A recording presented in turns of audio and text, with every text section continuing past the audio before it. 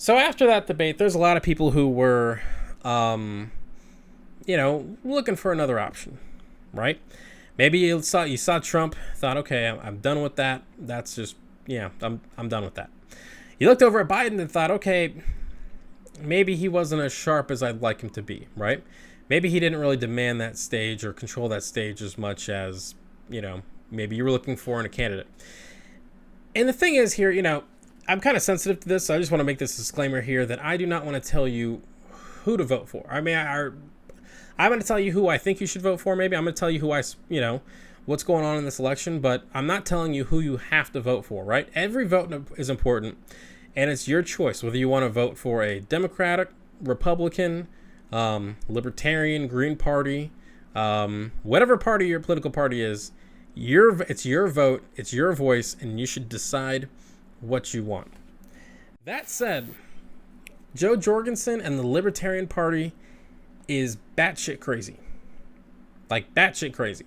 I honestly thought of naming this segment, Here Come the Clowns. And if you don't believe me, if you don't believe what I'm saying here, here's a look at a guy running for the chairman position of the Libertarian Party back in 2016.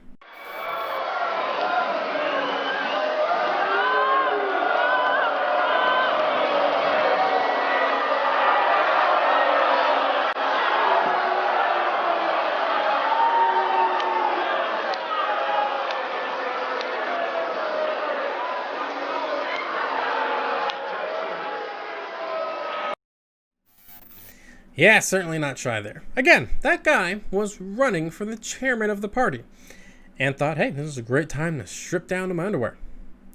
And if you thought that was crazy, I want you to take a look over to the guy to my, this is we're doing this camera, the guy to the far left over there, right? You see the guy with the glasses on and the headphones and no shirt?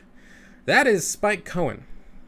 And Spike Cohen came in as the runner-up for this past 2020 nomination, or this 2020 nomination for the Libertarian Party, which actually makes him the vice presidential candidate with Joe Jorgensen. And there's a reason why you maybe have heard Joe's name, but you haven't heard his name.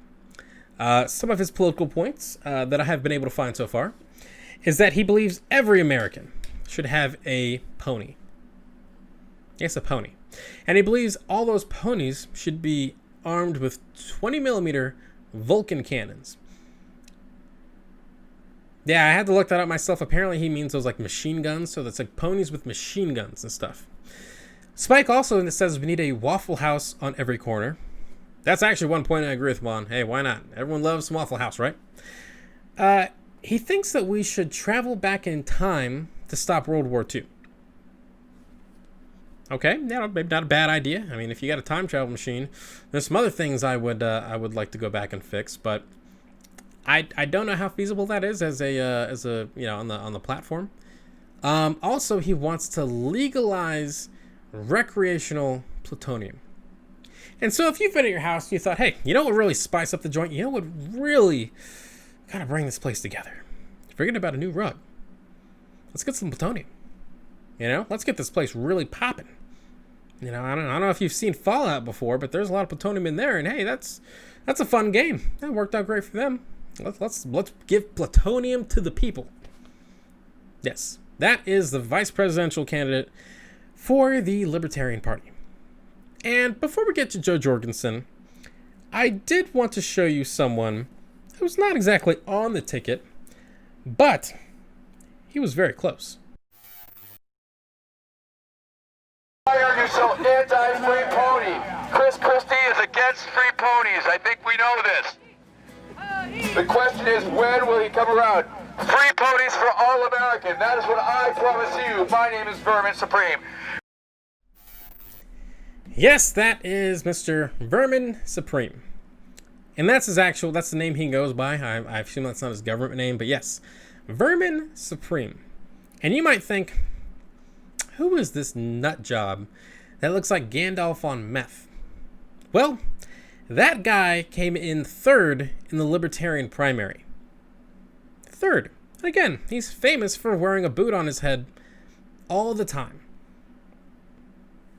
Yeah, that is who they think should be the president, and that's who a lot of libertarians think should be the next president of the United States.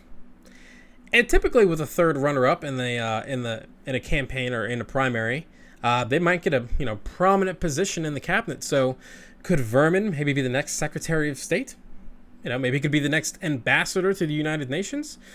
I think there might have to. I don't know how you get on a plane with that hat on, but or how you they might have to figure that out. But yeah, I mean, is the next Secretary of State the next one of the the people who one of the people who travels around the world and represents the United States? Is he going to have a boot on his head? I don't know. And so that brings us to Jo Jorgensen. Now, I've seen Jo talk before. I have seen some of her videos. I've seen some of her speeches, and she seems very nice, right? She is a doctor, which I give her a lot of credit for. But when you actually look at her website, there's not a whole lot on there. Let me see if I can pull this up for you. Or pull up her website for you real quickly here. Should have had it on up before you.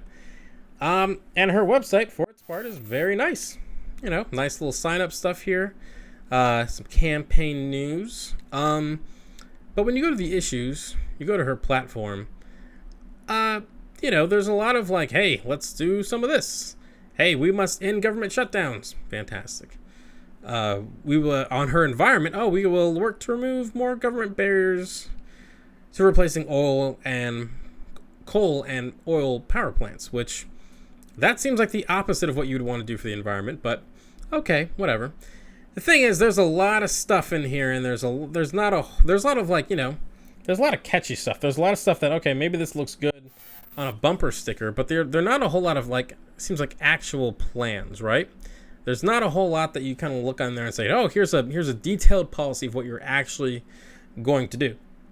But from a friend of mine, or from people that I've heard from within the campaign, one of her big campaign things is she wants to eliminate federal income tax. Just get rid of it, right? Just get rid of federal income tax. And that might sound great to a lot of people. Hey, let's just, could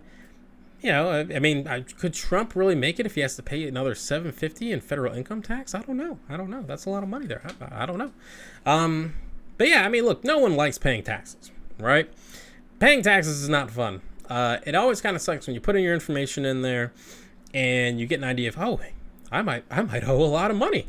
And that kind of sucks. No one likes that. But, as I'll explain here in a second, like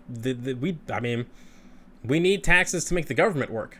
Now, for Jo Jorgensen's part, she has said that she will be able to eliminate taxes, federal income taxes, by bringing all the troops home from overseas. And, well, that might sound great. And you might think, hey, yeah, maybe we should stop spending so much money, fighting all these wars overseas. It's not really a serious policy. Okay? And I'll explain that here in a second. Let me blow it up there for you a little bit. Here is the federal budget in 2019. Now, I would have pulled up 2020, but that's obviously going to be a little bit all over the place. Okay, so as you can see here, revenues for the United States, pull that up there. Revenues for the United States was a total of $3.5 trillion, 16.3% of GDP, and individual income taxes made up about $1.7 trillion of that right there. Okay, remember that number, $1.7 trillion. Oops, my bad. Okay, I don't think you can see it. Sorry about that. So individual income taxes made up about $1.7 trillion of that.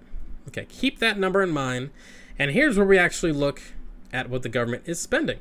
Okay, again, so that green circle there, oops, sorry about that. That green circle there, okay, that's the revenue. That's the money that the government is actually bringing in. And this is what they're spending. And on a side note, this comes from the Congressional Budget Office. And so this is a nonpartisan group that reports on what the government's actually spending money on. And so what we're actually spending per year is $4.4 trillion. That's how much money the government is actually, spending there. And so when you look at this graphic, you can see that defense spending, the entirety of defense spending, is $676 billion. That's a lot of money. That pays for, all our government contractors. That pays for all the government bases, the government operations. That pays for NORAD, right? That pays for making sure we're not getting nuked. That pays for everything. That $700 billion pays for all the military. And you could completely eliminate that budget. So, no defense, no military. You can completely just get rid of the whole thing. And you'd still need $1.1 trillion to actually make that work. That's a lot of money. And so to do that, and you look at this graphic, you got to see, okay, we got to get rid of a lot of stuff, right? Let's get rid of non-defense spending. So let's stop spending money on education. Let's stop spending money on veterans benefits, health and housing systems. Let's just get rid of all of that stuff. Also, we would have to get rid of unemployment compensation. And so if you lost your job, and if you're one of the millions of Americans right now who are surviving unemployment, well, if Joe Jorgensen takes over, tough shit. I guess you just have to go, figure it out. And you're not going to have, supplemental nutritional assistance because that's gone too. Again, we got to cut a lot of stuff out of this budget to get rid of 1.1 trillion. Okay, so we've eliminated the other non-defense, defense, and while we're at it, let's stop paying interest on the national debt. National debt is obviously extremely high, and so, under this proposal, we just can't pay it anymore, so we're going to stop. And after all of that, you still have the big three you got to take care of: Social Security, Medicare, and Medicaid. And so one of those has got to go. One of those has to be eliminated for this budget plan to work. And so if you are, if you're older and you're getting Social Security checks, we're probably going to have to cut that off if libertarians take over. If you are elderly and you are on Medicare or Medicaid, or you're relying on that for your health care, well, I guess you shouldn't have gotten old then, because I guess we're gonna have to cut that. We just can't afford it anymore. Again, we're trying to eliminate 1.7 trillion dollars here, so we got to make some tough decisions. So, yes, I get it. I get that people want another option, right? And I get people want, they're tired of politics as usual and they want something different. That's really one of the things that got Trump elected. But seriously, let's take this shit seriously, right? Because the libertarians aren't, and I've had friends say, okay, they've defended the candidates saying they're joking, right? They're just joking around. They didn't really mean all that stuff. Well, if you watched the debate last night, that was an embarrassment for our country. That was a joke. They made us look like a joke around the entire world. But at least Trump and Biden weren't wearing boots on their heads. Hey, what's going on, everyone? Thank you so much for watching Citizen Pete. I really appreciate it. If you haven't already, click that little subscribe button, maybe the like button, and hey, maybe just leave a comment. I want to know what you're thinking. What do you think about all the politics, the news, and all the stuff that's going on in our country?